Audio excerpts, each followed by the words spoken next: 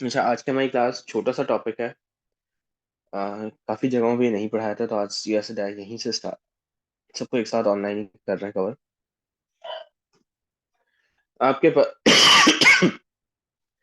हमने last class में जो पढ़ा था वो असेंबली की बिट मैनिपुलेशन के बारे में पढ़ा था। अब ये आप असेंबली लैंग्वेज जब लिखते हो किसी भी लैंग्वेज में, जैसे हमने पहले बात की थी high level and low level languages के बारे में, तो हम कोई भी हाई लेवल लैंग्वेज अगर लिखते हैं तो उसका हमें कंपाइलर चाहिए होता है या इंटरप्रेटर चाहिए होता है। बेसिकली कंपाइलर इंटरप्रेटर को कहते हैं क्या हम?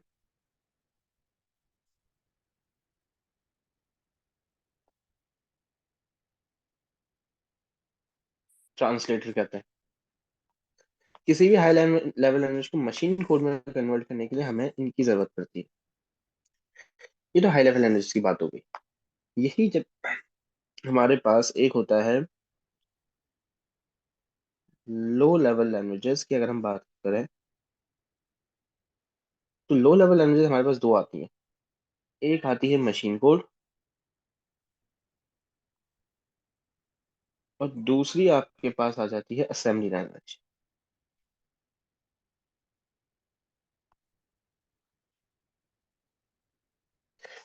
बात यह है कि ये तो डायरेक्टली कंप्यूटर समझ लेता है मशीन कोड में, लेकिन जब हम असेंबली की बात करते हैं, असेंबली को कन्वर्ट करना पड़ता है मशीन कोड के अंदर using a translator that is known as assembler. ये असेंबलर हमने ओ लेवल्स में भी पढ़ा था। असेंबलर की अगर हम बात करें,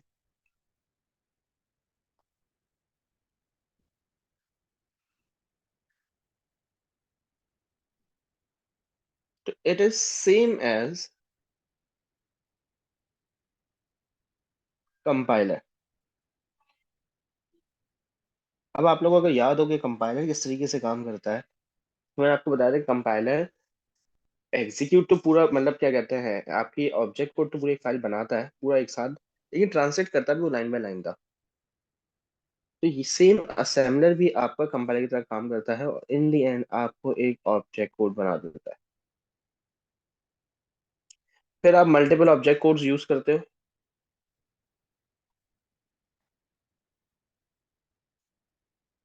उसको लिंकर से सब आपस में आप कन्वर्ट करते हो और आपके पास एक फाइल रन हो जाती है जिसको हम नॉर्मली एग्जीक्यूटेबल फाइल नॉर्मली कहते हैं। अब मसला सारा का सारा ये है कि असेंबलर इतना सिंपल हमारे सिलेबस, खैर ए टू में आगे आप लोग कंपाइलर भी डिटेल में पढ़ोगे, बट आपके पास जो असेंबलर है हमारे इधर एएस के सिलेबस में, ये कहलाता है टू पास असेंबलर। मतलब इसके पास दो स्टेजेस होती हैं।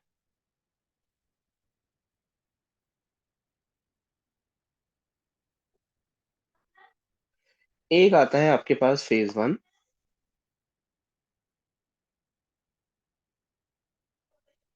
और एक आपके पास आता है phase two. What is the difference between phase one and phase two, बता सकता है?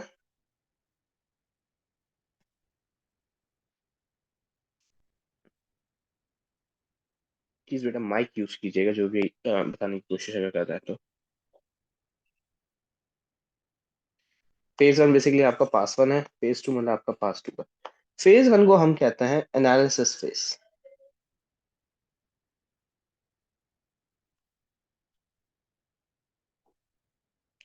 एनालिसिस फेज का मतलब ये हुआ कि ये आपके पास सिंबल्स को देखता है, इट लुक्स फॉर सिंबल्स, और हम ये कह सकते हैं इट लुक्स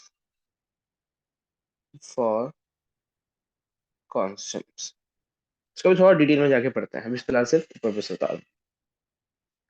जबकि हम फेज टू की बात करें, तो फेज टू का काम बहुत सिंपल सा होता है, आधे से ज्यादा काम 95% काम आपका फेज वन कर लेता है। क्रूशल ये है समझना इसको ज्यादा है। फेज टू का काम बहुत सिंपल सा है। फेज टू देखो लाइन बाय लाइन ये भी पढ़ेगा, लाइन बाय लाइन ये भी पढ़ेगा। ये एरर्स वगैरह सब कुछ निकालेगा, सिंबल टेबल बनाएगा, आप लिटरल टेबल बनाएगा, सब कुछ बनाएगा। जबकि आपका फेज टू बहुत सिंपल काम करता है, ये सिंथेसिस फेज कहलाता है।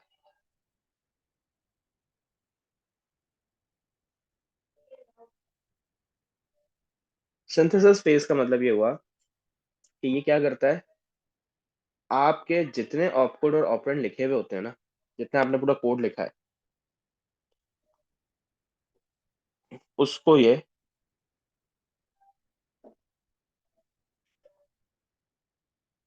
ऑब्जेक्ट कोड में कन्वर्ट किया।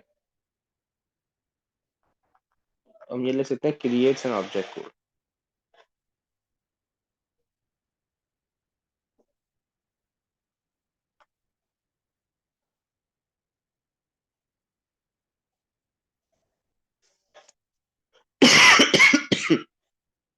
तो आपके पास जितना काम हो रहा होता है वो ज्यादा से ज्यादा इसमें कर रहा होता है। अब बात करते हैं कि फेज वन में क्या क्या हो रहा होता है।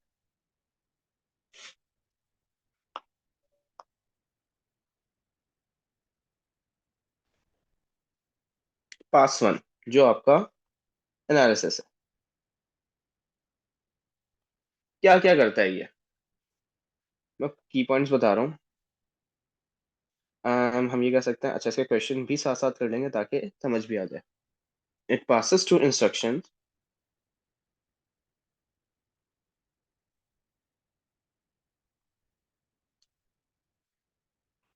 in sequence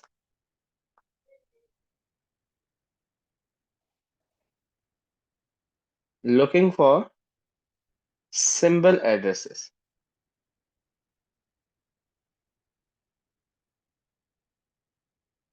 आप लोग को अगर याद हो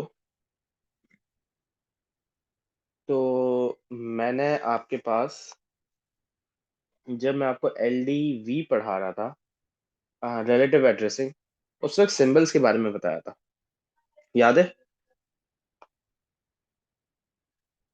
नहीं याद तो अभी वापस चीज दिखा। अच्छा, ये सिंबल्स को देखते हुए जाता है, सिंबल एड्रेसेस को, और करता क्या है, it creates symbol and literal table. Literal हम नॉर्मली कॉन्स्टेंट्स को कहते हैं अपने, और सिंबल जो हम बेसिकली आइडेंटिफायर्स बनाते हैं। फिर आपकी जो लोकेशन का काउंटर है ना, उसको भी ख्याल रखता है। तो it keeps track of location counter. और आखिरी, ये सूडो ऑपरेशंस करता है, लेकिन उसको मैं डिटेल में थोड़ा समझाता हूँ। It process pseudo operation.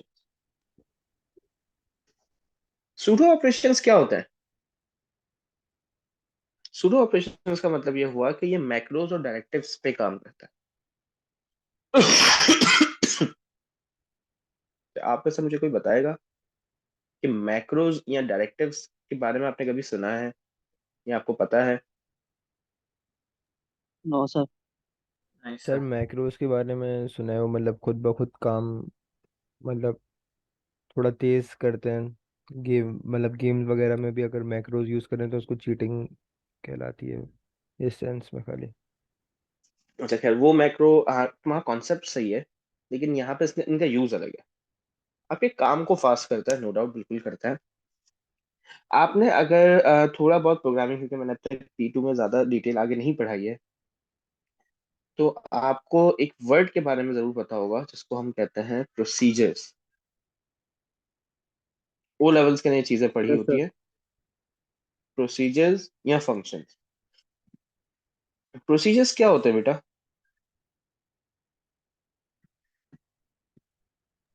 ये सब रूटीन्स सर होती हैं। बिल्ट इन, हाँ, routines library. Exactly, built in जरूरी नहीं है, आप खुद भी बना सकते हो। सब रूटीन्स होती हैं, इससे फायदा क्या होता है, कोड की रीयूजेबिलिटी बढ़ जाती है। आप कुछ काम चाहते हो कि वो बार बार करवाना चाहो, तो आप उसको बार बार लिखने के बजाय एक बार लिखते हो, और उसको बार बार बुला लेते हो। उससे होता क्या है, आपका कोड बार बार खुद वो उसको बुला के काम करवा लेता है। ये सूडो ऑपरेशंस करता है कि आप अपने में भी सूडो, अच्छा खैर इसकी इतनी ज्यादा डिटेल में जाने की जरूरत नहीं होती, लेकिन कभी कभी बच्चे पुराने पास पेपर्स जब कर रहे होते हैं तो उसमें मैक्रोज और डायरेक्टिव्स आ जाते हैं। नए में तो ज्यादा डिटेल में वो नहीं जाता आपके असेंबली में, लेकिन स्टिल चीजें समझ लो। हमारे पास, अगर मैं मैक्रोज की डेफिनेशन लिखूं फिर मैं मैक्रो बना के दिखाता हूँ आपको, तो मैक्रो क्या होता है, इसको हम कह सकते हैं set of instruction, set of instruction, हम ये कह सकते हैं represented by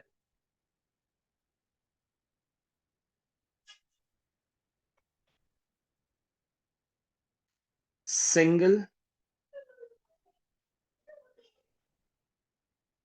user defined mnemonic.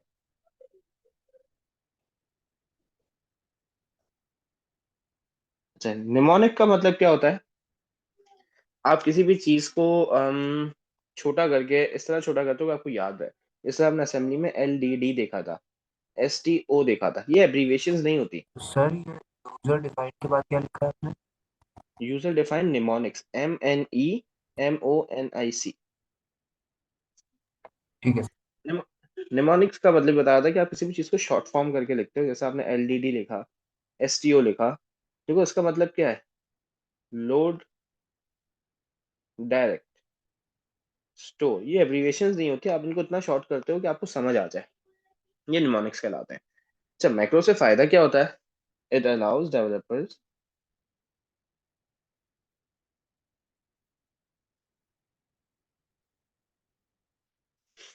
To reuse code sequences which enhance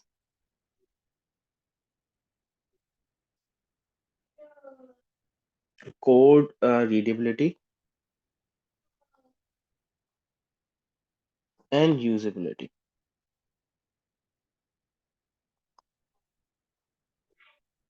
इसको फिलहाल सिर्फ दिमाग में रखना, मैं करके दिखाता हूँ ये होता कैसे है। सही। वरना मुझे पूरा कोड लिखना पड़ जाएगा, मैं डायरेक्ट क्वेश्चन पे जाऊंगा, उसमें ही समझा दूंगा कि मैक्रो को ऐड कर देंगे तो उससे फायदा क्या हो जाए। दूसरा आ जाता है डायरेक्टिव्स। जिस तरह मैक्रोज है, मैक्रोज के ना इंस्ट्रक्शंस लिखी होती हैं, डायरेक्टिव्स में इंस्ट्रक्शंस नहीं होती। डायरेक्टिव बेसिकली आपकी कॉन्फ़िगरेशन के लिए काम आता है, या आपके प्रोग्राम के स्ट्रक्चर के बारे में बताता है, या आपके असेंबलर को बताता है कि आपको कोड को प्रोसेस कैसे करना है। तो डायरेक्टर्स हम ये कह सकते हैं, it provides information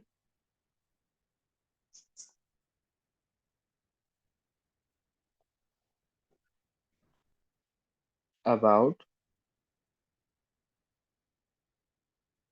how to process code to the assembler.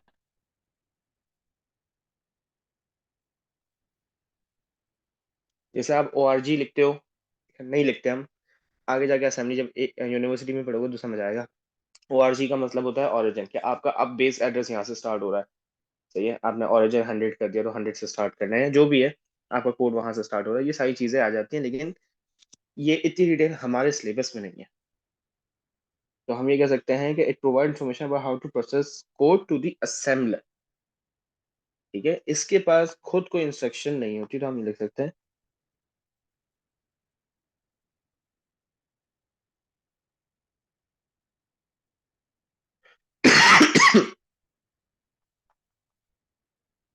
Not a program instruction itself.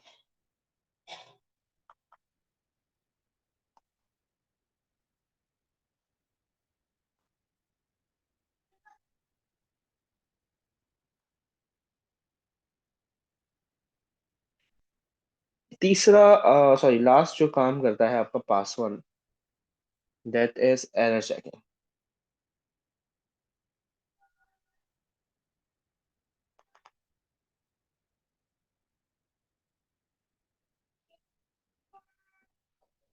और यहाँ आके आपका पास वन खत्म होता है।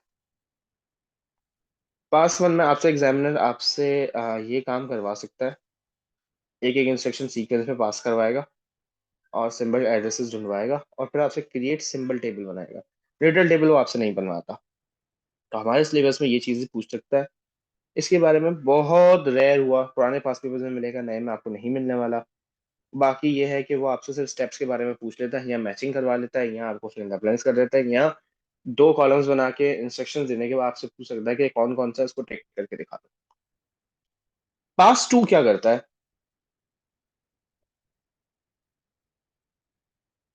जो आपका सिंथेसिस फेज है। पास टू कुछ नहीं करता, पहला ये करता है कि पासिस थ्रू इंस्ट्रक्शन सीक्वेंस।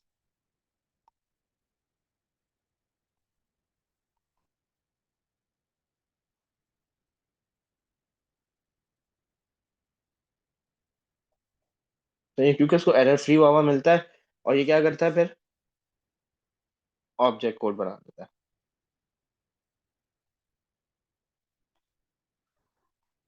बस ये आपके पास टू का काम है। अब आ जाते हैं कि सर ये आप जो मैक्रोज के बारे में बात कर रहे थे, ये मैक्रो किस तरह बनते हैं। बनाने को नहीं देगा एग्जामिनर, लेकिन कभी कभी दिमाग में आ जाती है कि यार ये लिखा हुआ है तो क्यों लिखा हुआ है।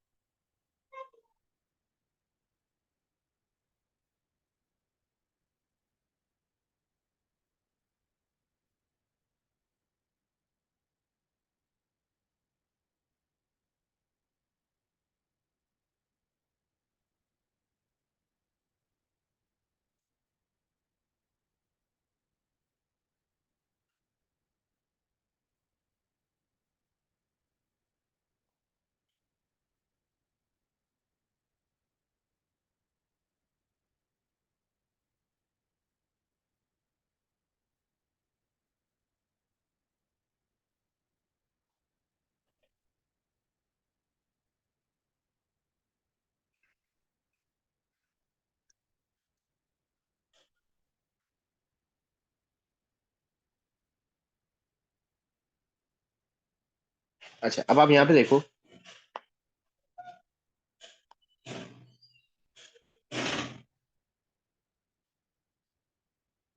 बेटा ये बॉक्स और ये, आई बिलीव कि आप सबको इन चीजों के बारे में नो हाउ है। अब इंक्रीमेंट काउंट स्टार्ट है, मुझे क्या लिखता था मैं, यहाँ में लिखता था LDD count INC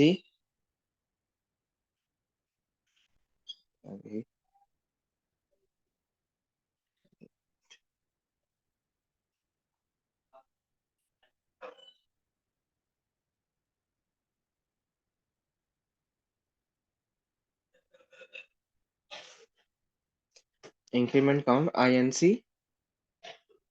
accumulator STO count. बेटा यही तीनों कमांड वापस यहीं पे आएंगी। अब हो सपोज करो ये ऐसा मुझे 40 दफा करना था, तो क्या मैं 40 बाय तीन तीन कमांड्स लिखूंगा? नहीं। तो इसके लिए हम क्या करते थे, एक ही कोड बार बार अगर रिपीट हो रही है ना कुछ सेट ऑफ इंस्ट्रक्शंस, तो हम उसका मैक्रो बना देते हैं। मैक्रो कैसे बनता है, हम उसके शुरू में लिख देते हैं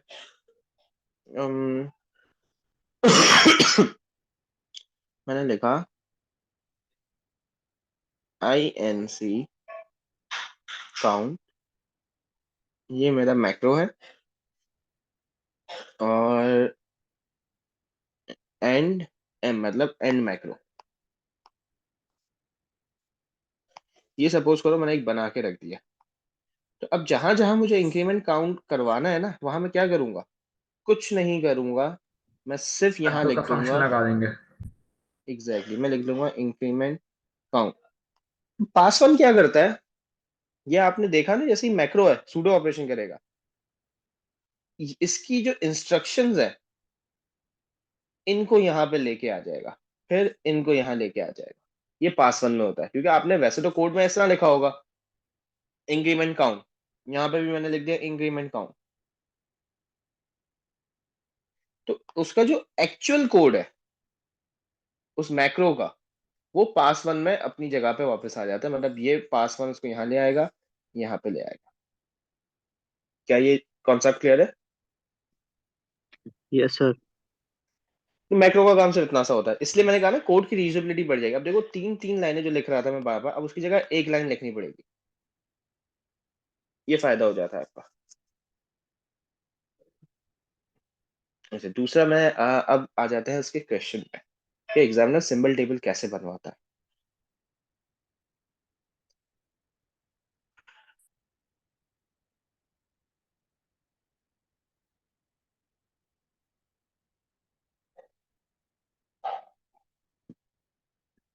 इस तरह का सिंबल टेबल देता है आपको और आपके रिलेटिव एड्रेसिंग पूछता है। सिंबल्स क्या होते हैं बेटा? ये जो आपके लेबल्स हैं ये सिंबल्स कहलाते हैं। पहले भी पता है, वापस बता रहा हूँ, ये आपके सारे क्या हैं? सिंबल्स है, क्योंकि इनका हमें एड्रेस लिखना पड़ता है। अब इसमें यहाँ पे देखो ये क्या क्या रहा है। On the first pass, the assembly process adds entries to a symbol table. The following symbol table shows the first 5 entries part way through the first pass. 5 entries बता रहा है. The circle table shows the order in which the assembler made the entries to the table. Complete the table. Use circular labels to show the order in which the assembler make the entry. पहली entry, दूसरी, तीसरी, चौथी, पांचवी। अब आगे आपको बतानी है एंट्रीज कैसे होगी। उसके लिए आपको इसको सीक्वेंशियली चलाना बहुत जरूरी है। बेटा क्या कोड और ये दोनों नजर आ रहे हैं आपको? नहीं समझ आया वहीं पे रोकना, ताकि मैं पूरा हो जाने के बाद वापस बोलोगे तो बेटा मेरे में आज इतनी हिम्मत नहीं है कि मैं सब वापस करवा पाऊँ। तो वहीं पे रोक देना। आपने स्टार्ट, अब देखो यहाँ पे आए, ये कोड यहाँ से स्टार्ट करेगा। आपको स्टार्ट प्रोग्राम मिल गया, इसको आपने स्टार्ट प्रोग्राम को यहाँ लिख दिया। मैं टिक करता जा रहा हूँ, सिंबल एड्रेस मिला ना, और ये पहला स्टेप था आपका। अब ये आपको जो मिला है लेबल की पोजीशन, देखो यहाँ से एड्रेस मिलता है आपको, ठीक है, और यहाँ से आपको सिर्फ सिंबल मिलेगा, उसका एड्रेस नहीं मिलेगा, क्योंकि आपकी एक्चुअल एड्रेसिंग यहाँ लिखी हुई होती है। इस तरह पूरा एड्रेस लिखा हुआ होगा। तो आपको स्टार्ट प्रोग्राम मिला, हम ओरिजिन से स्टार्ट करते हैं, मतलब बिल्कुल जीरो से स्टार्ट करेंगे। तो स्टार्ट प्रोग्राम का रिलेटिव एड्रेस क्या है? 0। यहाँ भी मिला था, तो ये आपका सेकेंड स्टेप हो गया। यहाँ तक सर मसला कोई? समझ आया। ओके, मैंने स्टार्ट किया प्रोग्राम रीड करना पास वन में, ये इसने यहीं से पढ़ा, इसको पहला लेवल मिल गया। जी। इंस्ट्रक्शन के अंदर लेवल नहीं मिला है हमें, एड्रेस के अंदर मिला है। ये एड्रेस है आपके बेसिकली, ठीक है। रिलेटिव ये कि आप क्योंकि प्रोग्राम स्टार्ट करते हो तो आप इसको बेस एड्रेस कर देते हो 0। तो यहाँ पे ये मिला, आपने ये पहली एंट्री सिंबल एड्रेस की डाली, उसका ये स्टेप है। देखो ये जो है ये ऑर्डर आ रहा है कि हम किस ऑर्डर से चल रहे हैं। क्योंकि ये फर्स्ट ही मिला था तो आपने इसको 0 कर दिया, और ये क्या हो गया आपका सेकंड स्टेप था कि आपको इसका एड्रेस रिलेटिव एड्रेस मिल गया, क्योंकि ये स्टार्ट में मिला बिल्कुल। तो सर इंडेक्स 0 हुआ ना? हाँ, तो ये रहा रिलेटिव 0 हो गया ना। ओके। सही है। अब इसी को इसकी इंस्ट्रक्शन पढ़ते हैं, LDV। बेटा क्या इसके अंदर कोई हमें लेबल मिला? अभी मैंने प्रोग्राम यहाँ से यस स्टार्ट सर। किया था, मुझे लेबल मिल गया, तो मैंने उसको लेबल को तो नोट डाउन कर लिया, पहला स्टेप। रिलेटिव एड्रेस भी लिख लिया, उसका वो सेकंड स्टेप था। LDV तो आपकी वो है, ऑप कोड है। क्या हमें यहाँ पे कोई सिंबल मिला? यस मिला, हैश। जी सर। ऑफसेट। तो आपने ऑफसेट लिखा, हैश नहीं है, ऑफसेट इज द एड्रेस। आपने यहाँ ऑफसेट लिखा, और ऑफसेट आपको कौन सी वो उस पे मिला था? अ, अगर हम ऑर्डर की बात करें तो थर्ड ऑर्डर पे मिला था। लेकिन देखो इंस्ट्रक्शन के अंदर मिला है, तो इसका एड्रेस हमें नहीं मालूम, तो आपने यहाँ पे लिख दिया अननोन। जब तक ये आपको इस लाइन में कोई नहीं मिल जाता ना, आप उसका एड्रेस नहीं लिख सकते। तो एड्रेस अननोन है, ये हमारा कौन सा स्टेप है? Fourth step. फिर हम नेक्स्ट लाइन पे गए। बेटा नेक्स्ट लाइन पे कोई वो नजर आ रहा है? बासिल, नहीं सर। सिंबल कोई भी नहीं नजर आ रहा बेटा? अच्छा नहीं, वो वैल्यू है एंड में लिखी हुई। वैल्यू है तो आपके पास कंपेयर तो आप कोड है, value is a.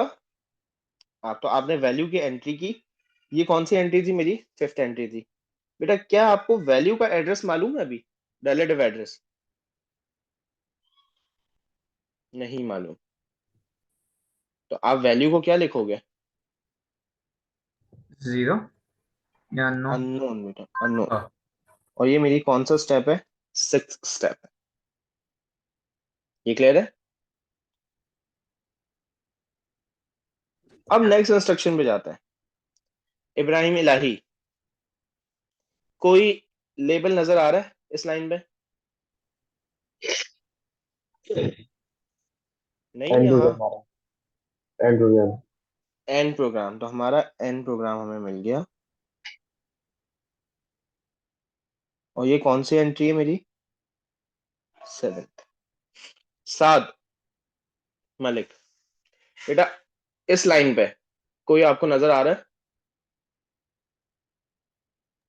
Out character है। आउच है ना? क्या लेबल कोई नजर आ रहा है? नहीं।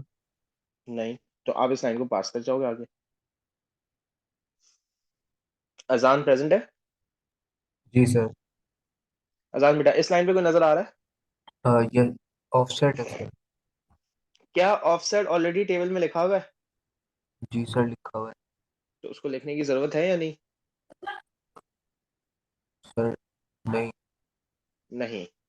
अगर कोई चीज ऑलरेडी आपने पहले से लिख दिया है, कोई सिंबॉलिक, तो उसको लिखने की जरूरत नहीं होती। फिर आप इंक्रीमेंट पे गए। अगेन यहाँ पे कोई भी लेबल नहीं है। इस लाइन पे आए इब्राहिम राशिद, इस लाइन पे तो कोई नहीं है। इस लाइन पे कोई है? सर है लेकिन वो ऑलरेडी हुआ हुआ। वो ऑलरेडी लिखा हुआ है। यहाँ पे आया शामिर, बेटा कोई लेबल है?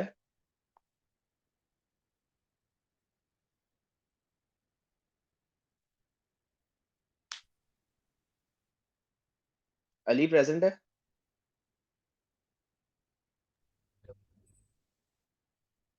ओके।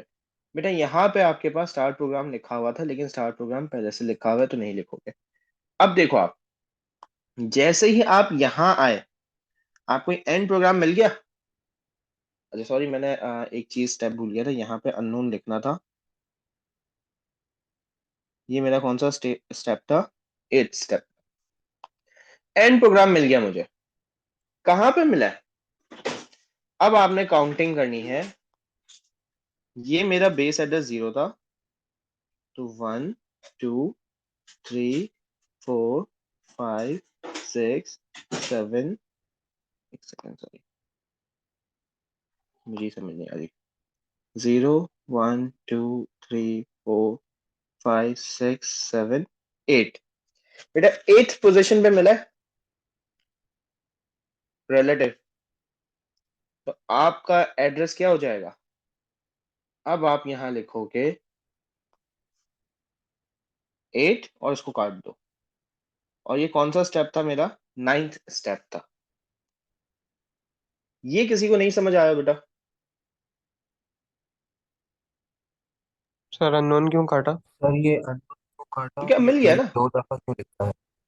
बेटा ये 8 का मतलब देखो, यहाँ पे कहा दिया circular label shows the order. Order 8 था ये अननोन। ये सही। मेरा 7 स्टेप पे मुझे एंड प्रोग्राम मिला था, और 8 स्टेप पे उसका एड्रेस अननोन था। लेकिन जब ये मुझे सही। मिला तो वो मेरा 9 स्टेप था। और उसका रिलेटिव एड्रेस मैंने काउंटिंग की, ये 0 किया था ना हमने इसको, ये रहा। वहां से कितना नीचे आए? 8। तो आपको 8 पे मिल रहेगा एंड प्रोग्राम का एक्चुअल एड्रेस। तो सर हम डायरेक्ट समझ? 9 नहीं लिखते? सर तो ये मतलब नाइन। अननोन। 9 क्यों लिखेंगे बेटा? नहीं मतलब अननोन लिख के फिर काट के फिर लिखना होगा, नहीं? जी बेटा, क्योंकि आपने use circular label to show the order in which the assembler makes the entry.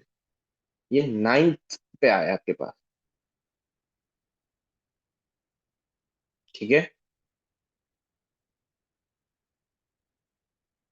ना? आप फर्दर चले नेक्स्ट लाइन पे, तो नेक्स्ट लाइन पे क्या मिला? ऑफसेट। ऑफसेट।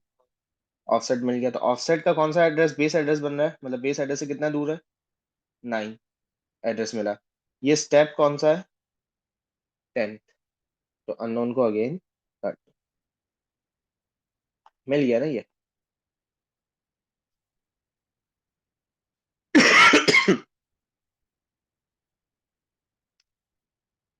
अब इसको मुझे फर्दर कंप्लीट करके दो बेटा।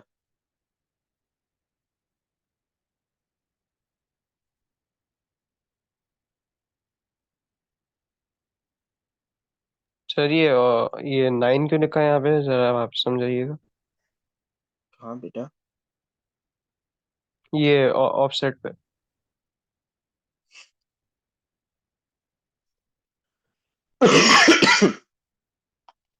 बेटा आपके पास कौन से बेस एड्रेस पे मिला ये, रिलेटिव एड्रेस देख लो ना, 9 इज योर रिलेटिव एड्रेस।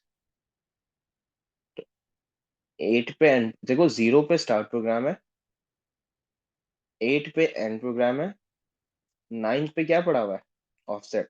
और ये देखो सर्कल में जो लिखा है वो मेरा ऑर्डर है कि मैंने किस ऑर्डर में एंट्री की है।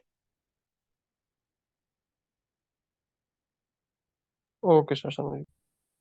क्लियर है बेटा, कोई और। सर ऐसे जो वैल्यू है इसकी, जो हमारे पास वैल्यू आएगी 14 आएगी क्या? देखना पड़ेगा अभी तो, कंप्लीट करके तो देखो। अच्छा सर, आप ये रिकॉर्ड कर रहे हैं ना ये वाला लेक्चर? जी जी। मैं फिर अभी लीव करूँ, मैं फिर सुन लूँगा। ओके, मैंने नाम बताया था ना आपको। ओके। ओके ओके, अल्लाह हाफ़िज़।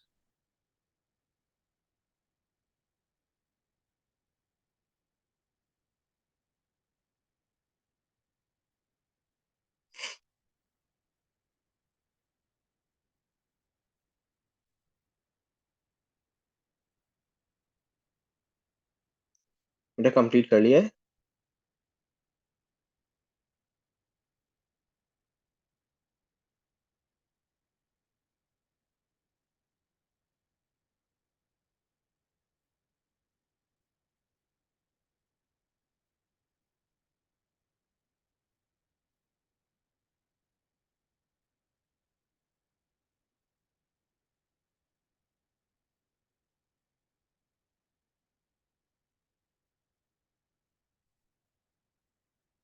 इसे कंप्लीट करने के लिए दिया है मैंने।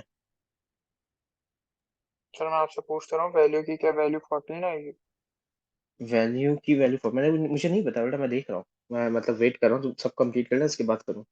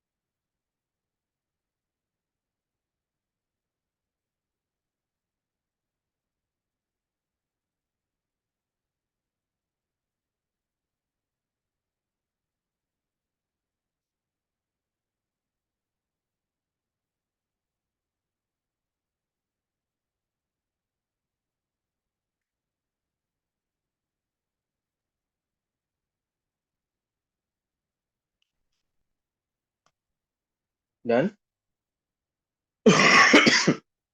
सर रिलेटिव एड्रेस 14 आएगा ऑर्डर 11 पे। अब देखो आपने, हाँ जी बिल्कुल उसका ऑर्डर 11 होगा, क्योंकि इसके बीच में आपको कोई भी नजर नहीं आ रहा। तो आपने क्या करना है, 9 10 11 12 13 14। तो हमारे पास हमारा एड्रेस क्या आया, 14 आया, और ये स्टेप कौन सा है, 11th स्टेप है। 11। तो यार नोन को काटना हो तो काट देना, ना भी काटो तो एग्जामिनर इस पे मार्क्स नहीं काटेगा आपके। ये चीज क्लियर है, जी सर। Yes sir. पक्का। ये यस इस सर। तरीके से आपका चलता है, बिल्कुल सिंपल सा तरीका है, सीधा सीधा। ये कभी कभार आपसे इसकी एक्सप्लेनेशन भी मांग सकता है। अब एक्सप्लेनेशन से मतलब क्या है, कि ये हुआ कैसे है। तो जो आपने अभी स्टेप बाय स्टेप किया है, ये आपको उसको पढ़ के बता देना बस कि आपने किस तरीके से किया। That's it. सर कि जैसे अगर वो पूछे क्या ऑफसेट से लेके वैल्यू तक दरमियान में कोई ऑर्डर हमने क्यों नहीं लिखा, तो वो बता दें क्योंकि रिलेटिव एड्रेस नहीं मिला कोई। हाँ, ओके सर। देखो आपने बेसिकली लिखना क्या है यहाँ पे। दी आपके पास जो असेंबलर है वो सीक्वेंशियली इंस्ट्रक्शंस को रीड स्कैन करता है। जहां इसको सिंबॉलिक सिंबॉलिक एड्रेस मिल जाता है तो ये चेक करता है क्या वो ऑलरेडी सिंबल टेबल में है। अगर नहीं तो वो उसको सिंबॉलिक एड्रेस में ऐड कर देता, सिंबल टेबल के सिंबॉलिक एड्रेस के कॉलम में ऐड कर देता है। सही है। अगर वो ओके सर। ऑलरेडी मौजूद होता है तो वो चेक करता है क्या उसका एड्रेस आपके पास एड्रेस मौजूद है, मतलब एड्रेस नोन है या अननोन है। अगर एड्रेस नोन है तो वो क्या करता है, उसको अप्रोप्रिएट सेल के अंदर लिख देता है। अगर एड्रेस अननोन है या मार्क नहीं हुआ हुआ तो उसको क्या कर देता है, अननोन लिख देता है। ये आपको 3-4 मार्क्स के लिए पूछ सकता है, तो ये चीजें लिखनी होती है। अब एक टू पाथ असेंबलर, ये तो एक ये क्वेश्चन हो गया, और एक आपके पास कुछ इस तरह का क्वेश्चन आ सकता है।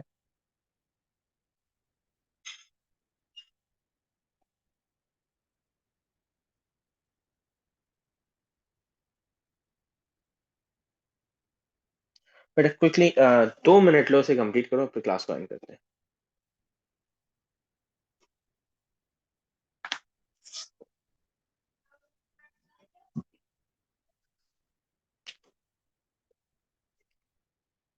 अच्छा, व्हाइट स्पेसेस से अगर कोई कंफ्यूज हो तो बेटा, व्हाइट स्पेसेस का मतलब होता है ब्लैंक लाइन।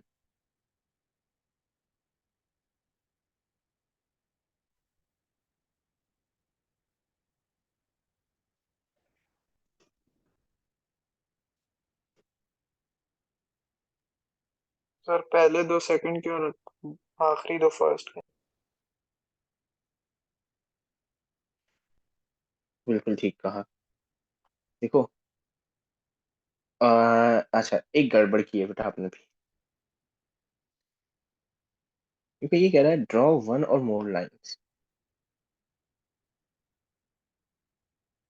ठीक है,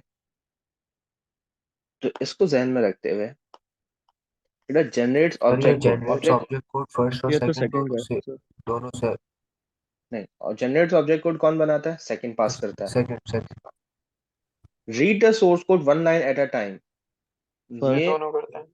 ये भी करता है और ये भी करता है।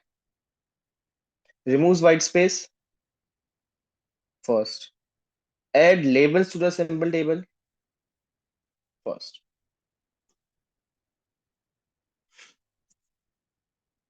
बाकी तो खैर वही आपका आ जाएगा। असेंबली का क्वेश्चन है। Dash addressing is when the operand holds the memory address of the data. कौन सी एड्रेसिंग होती है? Direct sir direct address. Direct. Dash addressing is when the operand holds a memory address that stores the memory address of the data. Indirect. Indirect. Indirect. Dash addressing is when the operand is the data. Immediate. Immediate Immediate. Assembly आसान है, marks गिनेंगे, दुआ करा करो कि assembly का question आए paper में।